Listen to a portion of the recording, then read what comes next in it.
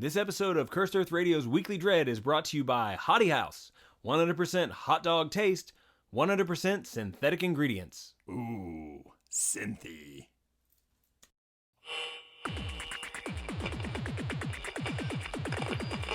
Dredd, turn on your transistor radio. It's our favorite program. Hooray! This is Cursed Earth Radio. Hello, Dark Judges, Desperados, and Dudes in Dick-Shaped Helmets. You're listening to Cursed Earth Radio's Weekly Dredd. That's right, we take a look at this week's brand new Prog, which is... Prog 2153. I never get it right. I got it right this time. But this week we got Judge Dredd in Guatemala, more of Defoe in the Divisor, Brink's Hate Box, The Fall of Dead World Doom, and more Hope Under Fire. I'm Cool Johnny Cool. And this is Heavy Metal Kid, and you're listening to Cursed Earth Radio. Keep listening, creeps.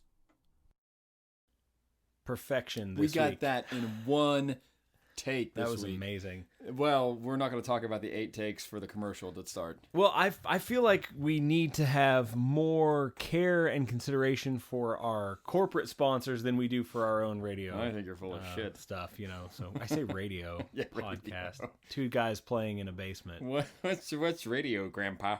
Oh my God. So before we get into this week's exciting Prog,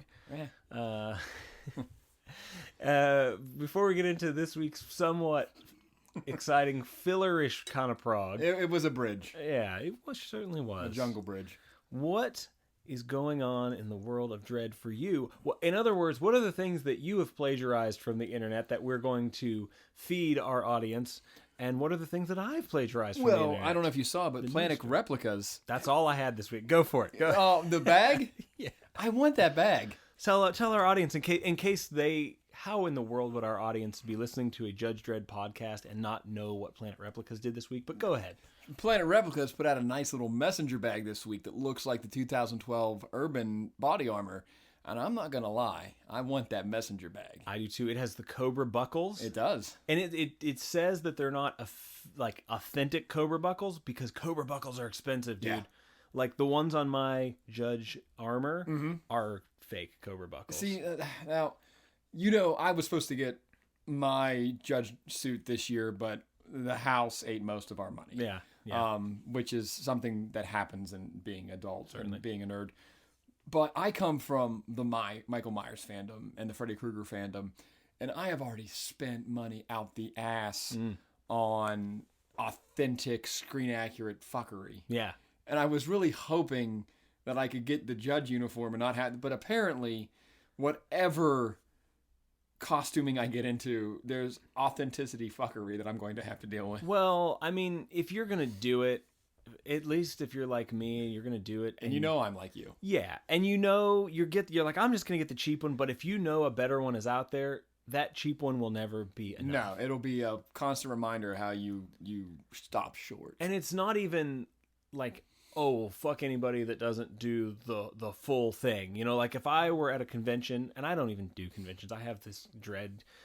Just sit around at your house. It just sits around, yeah. Make your wife regret her marriage vows. But if you had one, we would. But sit around in your house. we yes. would do this podcast in the Oh, without a doubt. But like if I saw someone in the cheap version, I would be like, fuck yeah, man, we're judges. Somebody in a Judge Dredd outfit. Yeah, it's not that I scrutinize it like, oh, this isn't right or that isn't right. It's just for me, It's my neuroses. I want the deluxe version. You know? That's when I got in the Myers fan base. You know, oh, well, you got to get this Lansom, and it's an 18-incher, not a 15-incher. You got to get that one, and you're not shit unless you got this Kirk converted by this guy. Yeah.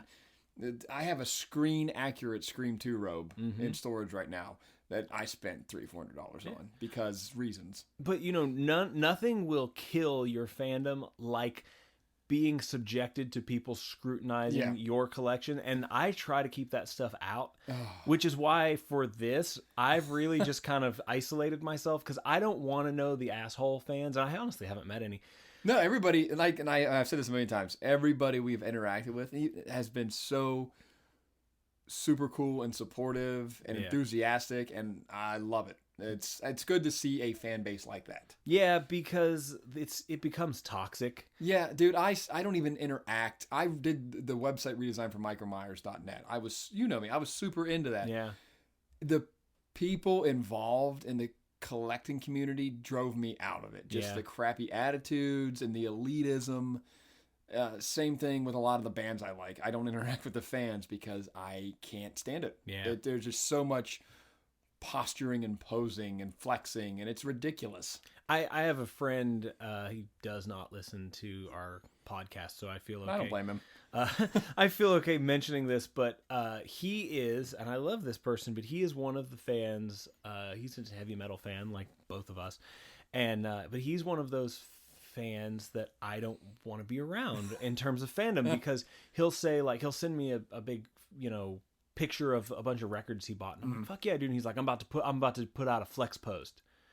And I'm like, dude, is this the only reason you're collecting, so that you can say, look, I have this rare LP or this rare cassette from some black metal band that nobody cares about except for 5 people that are all hardcore about it? Like, and I care about those bands, but I'm like, don't collect so that you can flex on somebody. Yeah, just collect out of your sheer exuberance for the thing. Yep. That's the only reason I do. I don't care what anybody else thinks, man. I want to like the things I like and be completely invested financially to the point of bankruptcy in the things I like. If I look back on my time as a fan I'm a fan of many things. Usually the time when I'm having the most fun with something is in the beginning, when I haven't dug too deep to know the difference between, I need this version versus that version. And I think that's what I'm trying to do with Dredd, because I've been into it for a long time. You've been into it for longer, but we were alone. We were islands. Yeah. In the stream. Yes. Islands in the stream. So I guess back to... they put out a nice bag and I want it. It's nice. And you can get Anderson and you can get... I thought they just did the Dredd badge. See, I don't read. I'm a very visual person. I'm a monkey. I was thinking if I get one... here's what happened. I went on. I was like, I might buy one because it's only 50 pounds. Yeah. What's the exchange rate now? It's not bad. It's really not that much more. But I was like, I might get Anderson because I don't have any Anderson merch. Right. Then I said, I'm going to look at everything else, and I forgot they had that Rogue Trooper backpack. Oh. And it's dorky. Like, I can't imagine. You need that for shows. Exactly. I can't imagine myself carrying that around just everywhere, because it's just not something I want to wear around. But when our bands play shows, especially my band, I have a lot of stage gear that I have to wear, and I'm like, that's why I need that. And it's cheaper than the bag. Yeah. It's that like, bag looks so awesome. I know. I love it. I would like to get that bag for a gig bag for my shows, but I got to have a backpack because I've got, the cables and all the It's a perfect Prog bag. Yeah, it's a messenger bag, and it's super awesome. If it has, and I think it does have the same kind of stuff that the body armor is made out of, it's going to be pretty durable. It looks very durable. It looks awesome. And I no lie, I saw it while I was at work today when the picture came out. I geeked hard. Oh yeah. And I'm on XE, I'm on XE, the currency converter. Oh yeah. How much is this gonna? Oh, okay. It's not bad though. It's not terrible. It's not my recycle shirt because I didn't get a 50% off. Yeah. Oh god. And there's 500. I don't think it's gonna sell out tonight. No. It's not gonna, because I think it being the 2012 Dredd, I don't know how many people are as into that as just the comic Dredd. I mean the 2012 Dredd has a pretty nice fan base, but. There was a time, certainly having been involved in all these costuming groups and stuff, I've really noticed a major drop. I think once people realized we weren't getting the sequel that we all tried so fucking hard. Oh yeah. I think bought copy upon copy of the movie just to see it's selling. Not going to do it, huh? No. But we did the best we could. We tried. One more piece of information that I got? have. And you may have seen this too. I think everybody who listens has probably seen all this same shit. Well, 2 pieces of information. So the Warlord Games Judge Dredd miniatures game that's coming out in November. Pre-order is like right around the corner. And I could do a search on my phone here and figure out when. And yes, right here, Friday. So if you're interested in pre-ordering the Warlord miniatures game for Judge Dredd, then you should pre-order it on Friday or somewhere thereafter, because you get that exclusive figure. It's Dredd versus Death. I don't even know if that's something that you're going to be able to use. I thought it was going to be a fatty. Well, you can get your fatties. You can pre-order those too. One other thing, and I'll bet you have not seen this. Check this out. We will buy this for sure. I'm going to buy a couple of these. Let me see what you got. War Games Illustrated, the newest one that's coming out soon. Did you see that? You get decals with Mega City graffiti. Those are going on my amp head. Yeah, well, they're tiny, but I'm gonna build us a little Mega City to play that game in. Ooh, look at you, crafty! Hell yeah! So I didn't know you were a craft droid. I'm not, but I where there's a will, I played one on TV. Way. Yeah. So that's all I have for the Judge Dredd news that everyone listening to this has already seen and doesn't care about. But I'm excited about it, so I'm going to talk about it. I'm excited about everything. Yes, I approach all of this with exuberance and enthusiasm. Even this childlike excitement. Oh yes. God, I am a giant man-child. Yeah. So this week's Prog, go ahead. Give us all the info. Well, this week we got part 4 of Guatemala. We've got part 4 of The Visor. It's lots of part 4s. Everything has lots of Dream Masters. Forward. Yeah. And cover by Dylan Teague. The cover's great. I love it. I'm just bummed he's not gold. Yeah. And I'm sure this was done before. You've been sad about this whole I have. Like I saw 2080 posted it last week and I went, "Oh, he's not gold." Yeah. But I'm sure Dylan did this before that part came out. Maybe just was unaware that he was going to be gold gilded. Oh. It's amazing, and that is a luxurious head of hair on El Presidente. He's a nice looking robot. He is. This is going to end just in carnage and chaos. I have some questions now about how this might end. I have some speculation. Oh, do ya? Yeah. So we kind of both, I think, agreed that this was just kind of the bridge Prog. Yeah. Not a lot of action. I found myself... I mean, the cliffhanger element that is usually in a 2080 story, only one really got me this week. Not that I'm not invested in these stories, but you're only getting 6 pages. So, yeah, we got the... I don't want to call it the filler Prog, but it's the filler Prog. Yeah. Filler Prog. Yeah. Dredd did get propositioned, so there's that. He did, yeah. Basically, the whole story for Dredd was just he's now in the forest or the wilderness. He's looking for his contact, and he's just wandering, and they find him. Yeah. He's wandering through the woods, and they find him. And of course, we speculated this last week. It was the Resistance. Yeah, no robots, no Walter, no. Walter is not in those woods. God damn it. It was the Humanistas. And we knew he was going to meet the Humanistas. And he does. This was another weird thing about the art. They say you need to lay down on the board, which was a hoverboard. Yeah. But then they don't show. No, that's just silhouettes. You don't really directly. You don't even see him laying on the hoverboard. No, because he was piggybacking with somebody else. Like he had to share a ride, and you never. That seems like a pretty iconic thing to draw and sillily. See, what I got was that they lashed him to a board, like laying down. Well, I think he was sharing with somebody. Okay. I was under the impression that you double up with Ritalita. Oh. So she must have been straddling him while he was tied down to the board without his gun. So that he could not see where they were going. And yeah, I mean, that would have been a pretty iconic thing to draw. Yeah. Dredd. Yeah. So yeah, there's some sky. Dredd tied up to a board being straddled. I understand now why they didn't. Thinking about Oz. Thinking about Chop. No, I'm just thinking about the sexual overtones here. Let's say Dredd spends the majority of this Prog on his back, lashed to a hoverboard, being straddled by Rosalita, and then gets to the camp where he meets the leader, and then is propositioned. Yeah, and that happens. They have he and the leader. What's her name? Angelita. Angelita. Yeah. They have a nice long chat about the warheads that El Presidente now is in possession of since he took Guatemala. 62 warheads. Yeah. And Dredd said we don't know if they're all functional, but we have to assume they are. And where Angelita says they're probably not because everything breaks down in Guatemala. I think because of the sanctions. Yeah. I think the arrangement is basically once the Resistance can make sure that they know the location of all the warheads, so they can. The Justice Department can. The Justice Department's going to come in, and then they're out.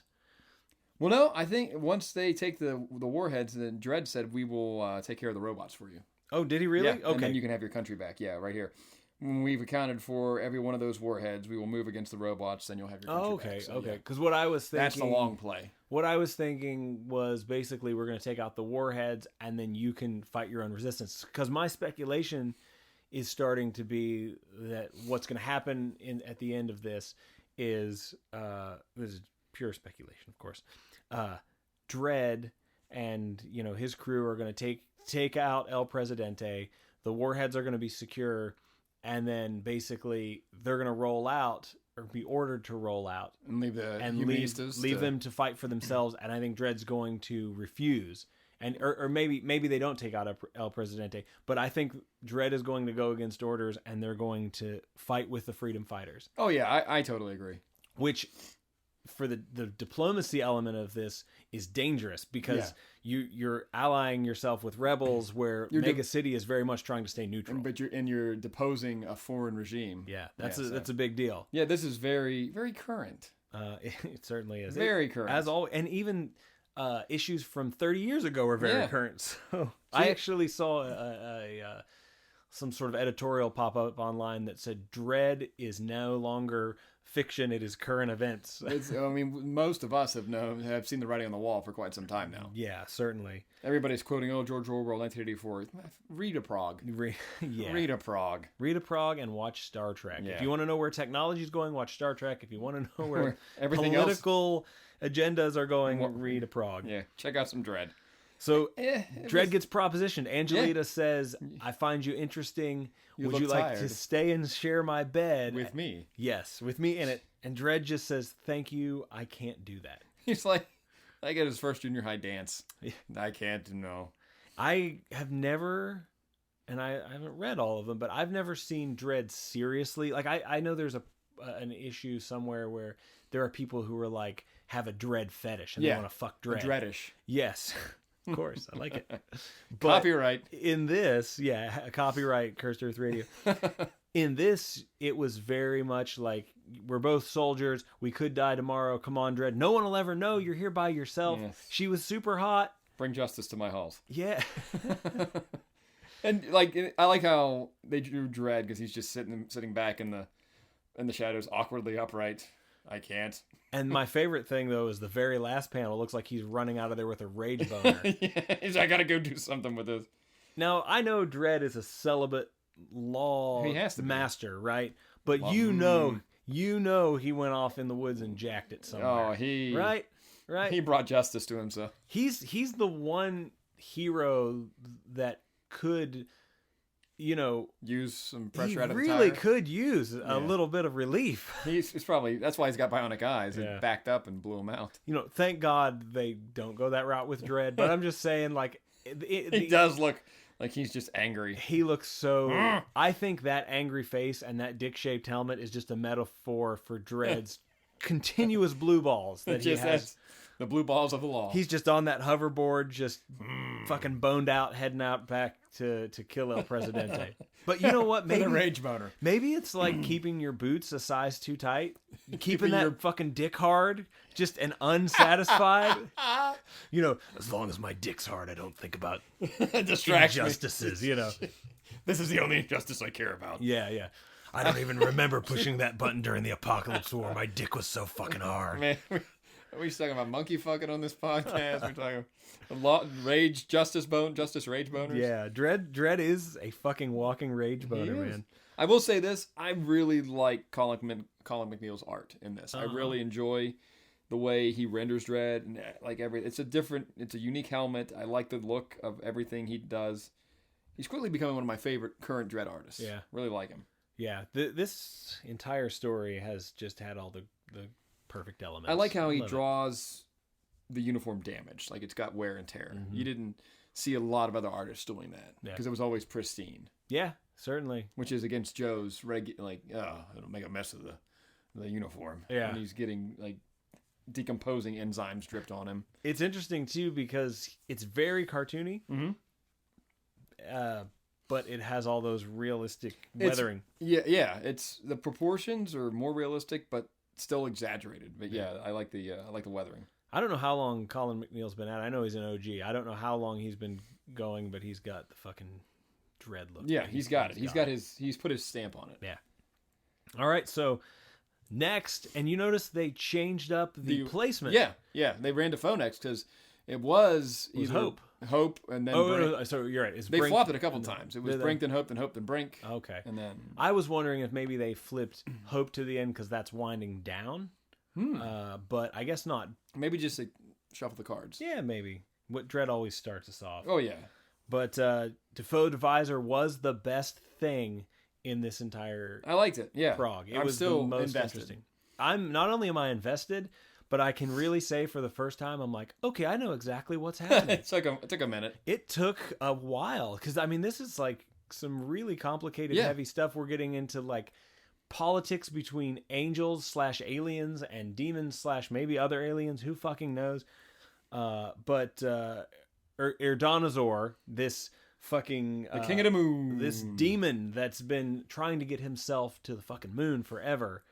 He's out in this issue at the end. Yeah. The reeks bust him out even with all the booby traps they laid. Yeah. Gallowgrass comes running up, panicked, and all hell's gonna break loose. I did notice.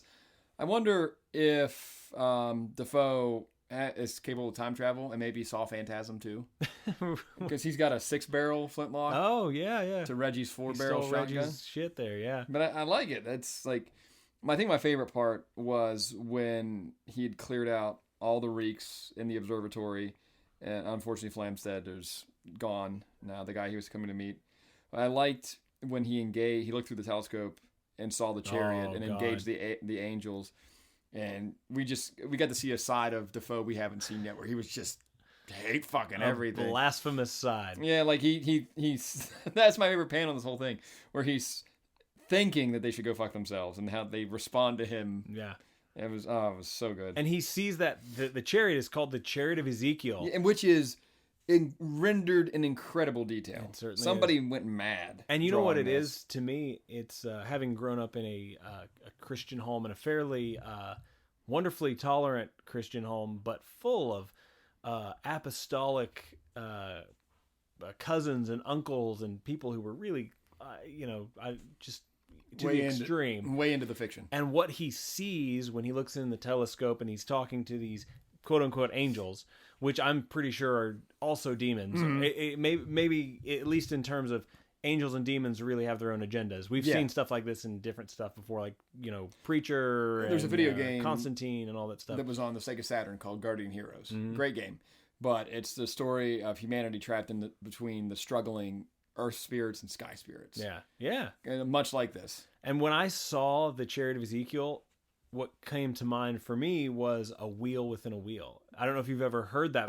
That's to describe Christ. I also grew up amongst the brethren, as it were. I was like, oh, that's a wheel within a wheel. And so the religious iconography and just everything about this is cool. This is where I'm like, oh, yes, this is so much Pat Mills. Oh, yeah. This is Pat Mills as fuck. And he has never had any reservations with taking on religion. I am late to the party on Nemesis the Warlock. I have one big, for lack of a better word, case file, but I got into that later. So to me, I didn't see that side of Pat Mills as much as recently, especially with Defoe. And but yeah, the Chariot of Ezekiel was the cool standout thing from this one. But you're starting to realize that there's a whole lot more going on here, where Erdonazar is trying to get to the moon, and it almost seems like these celestial beings want him there. Yeah, and Defoe is the only person trying to stop this, but the Crown isn't going to have it because we've got to beat the Dutch there. Yeah, and I don't think the Dutch know what's going on, so they're just gung ho ahead no matter what. And Erdonazar is sending dreams to these people because he's basically like, the way these machines are built, they're not going to get there. It's not them. It's not the machine or the gunpowder that is going to get them to the moon. It's this fucking evil power. Yeah. That's going to be bestowed on these people, and he knows it's bad, and I think the Crown knows that it's bad, but they don't care because it's more important. The space race is country more important. above all. Yeah, the Crown above all. There's a lot of heroin references in this one too. Yeah. Did you notice the gong is slang for heroin? Oh, So, I didn't know that. No, yeah. I didn't know that. I don't shoot heroin like you do, Johnny. Well, and right into my eyeballs and my taint. This is the best one because I felt like there was the most progress towards big things happening. Yeah. Yeah, I have a feeling next week we're in for some action in Defoe. I think we're in for big action with everything. I hope so, next because week. this week was just Yeah. the exposition Yeah. frog. And that brings us to Brink Man. Hatebox 4. I messaged you to this today. I went back to part 1 and reread everything. It's just not getting me. Yeah. This one especially. It's just like there was some promise at the end where they come upon the crime scene. Yeah. And that's the cliffhanger. I'm hoping the crime scene brings us to something big with Some Brink. start. Yeah, because it's real. I'm chafing. We I'm know so what done. Hatebox is now. Yeah, at least, but that's like, this thing could have been called Banana in the background. Yeah. You know? It could Or have, yeah. This is a banana. I love the artwork and the color scheme for Brink. Yeah, I enjoy that, but it's just the narrative is just. Yeah, it's been slow for me too. Yeah. So, So but the thing about reading 2000 AD, you're not going to like everything. well, and for me, it's like I have such a short attention span. But doing this podcast has helped me go, well, I'm going to read this because we're talking about it this week, where I might have put it down. And it's like with Defoe. Yeah. It's already yielded things for me where I'm like, man, that was really worth it. But in 6-page chunks, I can digest anything. Yeah. It's like saying, stand on your head for 5 minutes. I can do anything for 5 minutes. Yeah. You know, I can do anything for 5 minutes. I did see that what magazine came out today too, and with that there was a Defoe insert. I want that Defoe insert. I didn't know there was. Oh, wow. Yeah, I want that. Well, I'm thinking about going on the 2080 web shop because I really want last week's. You Prog. want your fire. I want the fire cover, so I think I'm going to go on there and order that because it's fairly cheap, and I'll probably order my 50% off T-shirt, Which will get you 50% off coupon. Will make that Prog 50 cents. Oh my God, is that what they're going to do to It's me? the cheapest item. In Okay, there. well, never mind. I'll pay $10 for it on fucking eBay because there's one on there right now for $10. Hey, it's shameless plug. If anybody wants to send us Progs for free, Yeah, you just shoot us a message. We will take them. we'll send you something Yeah. back. Autographed picture of our thumbs. Yeah, You yes. don't want to see we have faces for radio. Of course, yeah. We're fatties. Belly wheel. Yeah. I owed my belly wheel this week so it doesn't squeak while we're recording. It brings us to Fall of Dead World Doomed Part 4. This has been consistently my favorite, even above the Dredd story, and this week was kind of a filler too. It's Bizarro World Earth. I want Like, those fucking red razors to come down. They are. They're rockets. They're rockets. Yeah, I want red razors. More red razors. L'Antique Noir, Black Atlantic. This Yes. is all just Bizarro World. Yeah. Like, everything. I do like their Statue of Liberty though. It's pretty fucking It's awesome. fucking cool. It was before the red razors hit it. So from what I gather, because I'm missing parts of Dead World. Yeah. Like I finished book 1. I'm missing whatever preface the start of Doomed. I'm guessing from what I read that the entire Fall of Dead World is the Apocalypse War. Mm-hmm. I'm guessing from what little I picked up that this creeping death that has taken the Dead World judges is their Blockmania. Mm-hmm. And that they're invading now. So this is the start of their Apocalypse War. And Which is kind of cool because we're getting to see that like in Elseworlds, Yeah. you know. are we correct though in thinking that Mortis is heading off is part of the Sov attack? He's using them? I think Mortis is still loyal to Sydney, even though Okay. Sydney's currently an ashtray. See, what I was imagining here is that it's like everything that's happening is going to be the 4 Dark Judges vying for power. You think? I thought, but I don't know. See, I don't think know. Mortis is definitely still loyal to Sydney. And Fire turned tail. I don't know what Fire's deal is. I don't know. He's fucking awesome. That's his deal. I'm not debating that. I'm just his political alignment. I don't know what it is. Fear is MIA. He's I don't know what I think he's just having a sad moment and he's off listening to The Cure somewhere. I was about to say that, yeah. But yeah, and I noticed this. Okay, so this family shows up in book 1. You haven't read book 1 yet. I've read the first 10 pages of book 1. They Fairfax and the kid run into them, and the kid offers them candy, and they actually end up taking the candy, but they come back and help them towards the end. You know, it's Yeah. But I noticed that they're listening. The father, whose son is with Fairfax and the kid right now, they're listening to the radio and wherever they are about the incoming attacks. And the guy says, I'm sure Arthur's fine, Mr. Angel. So I don't know if this is Dead World Angel Gang, like the Angel family. Oh, if that's, man. but he's a complete inverse because he's out there hugging his other two children instead of teaching them how to pizen and kill. Man, that's weird. Yeah. So this is Dead World is completely just Bizarro World Earth. Yeah. And we're watching, from what I've gathered, we're watching their Apocalypse War start. Yeah. Which is cool. It's very cool if that's what's happening. But this attack is unrelated to what we've been reading with Fairfax and the kid. Yeah. And Sydney's ashtray head and Fire getting his new toy. This is happening congruently, but elsewhere. Really need to get that book 2 out soon. When does it come out? November 26th. Okay. The last I checked, it was coming out November 26th. So I did get in the mail today. Side note, I got Dominion. Which, Dead World Dominion? Yes. Yeah. And it's a nice hardback. And I got it on eBay from a used seller for $9. Shit. But it wasn't like a private, like a person. Mm-hmm. It was like one of those big book warehouses. Yeah. And it was like, book may have some wear, slight wear. And it was perfect. That's how I got Dead World Book 1. I think I paid $10 for it plus 5 shipping. Yep. So if you're into Dredd, kids, get on eBay. Yeah. It's the quickest way to get, at least in the Cursed Earth. Yeah, I had to if get you're in the UK, buy directly from 2080. Yeah, I had to get my Dead World Volume 1 we took that trip to New York, and I bought it there from Midtown Comics. Oh, did you? How much did you? Whatever cover price was. I think it was like 20, 30 I just wanted to be able to get something at Midtown Comics. It's such a nice way, edition. They have a great fucking huge selection of Dredd and 2000 AD there. Where's all kinds of stuff. Manhattan. We're going. I could be wrong. So that's what we're doing this weekend? weekend? In New York City, wherever I was at. I'm going to tell my wife our anniversary plans just changed. Yeah, we're going to New York City to buy items I could buy online. But it's the thrill of the hunt. It really. So is. Did you like the Dead World Red Razors? Yeah, they're Look awesome. at that fucking thing, that hammer sickle weapon, whoever that is, got. Yep. I am ready to see those guys in action. And this last sentence is what I base my entire hypothesis on.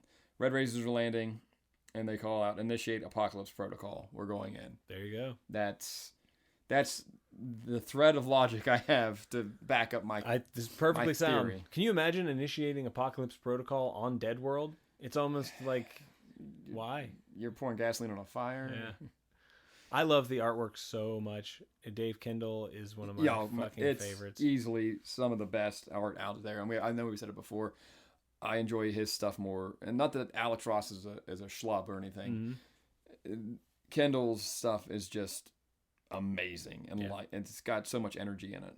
Yeah, absolutely. Good stuff. This whole scene with the swarm taking dead bodies into this factory to be converted into more lifeless troopers is just, it's like some circus sideshow from hell. Yeah. I love it.